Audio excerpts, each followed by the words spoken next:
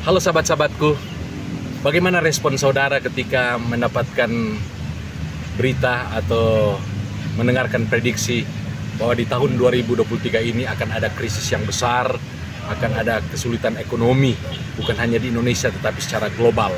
Nah, belajar daripada respon Rasul Paulus ketika dia mendengarkan bagaimana dia akan ditangkap, dia akan dipenjarakan ketika dia pergi ke Yerusalem, baik itu yang disampaikan oleh seorang nabi yang bernama Agabus, demikian juga dikuatkan oleh hamba-hamba Tuhan yang lain. Bahkan mereka sepakat untuk menasihati dia, jangan pergi ke Yerusalem. Apa yang menjadi respon daripada Rasul Paulus? Luar biasa.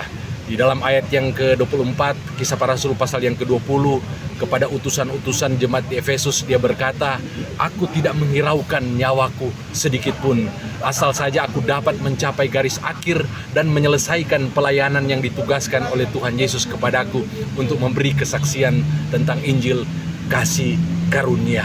Rasul Paulus bukan hanya rela di penjara, tapi dia rela mati untuk Tuhan Yesus Kristus. Dia tidak takut, dia tidak gentar sekalipun dia harus dipenjara oleh karena nama Yesus. Karena tugasnya bukan untuk mempertahankan diri agar supaya dia selamat, agar supaya dia umur panjang, agar dia dapat hidup lama.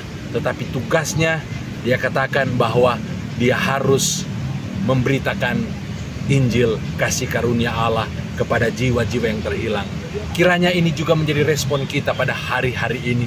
Jangan kita takut, jangan kita bersembunyi, jangan kita berdiam diri, melainkan justru ketika kita mendengarkan ada prediksi yang seperti ini, akan ada krisis global, mari kita tetap giat.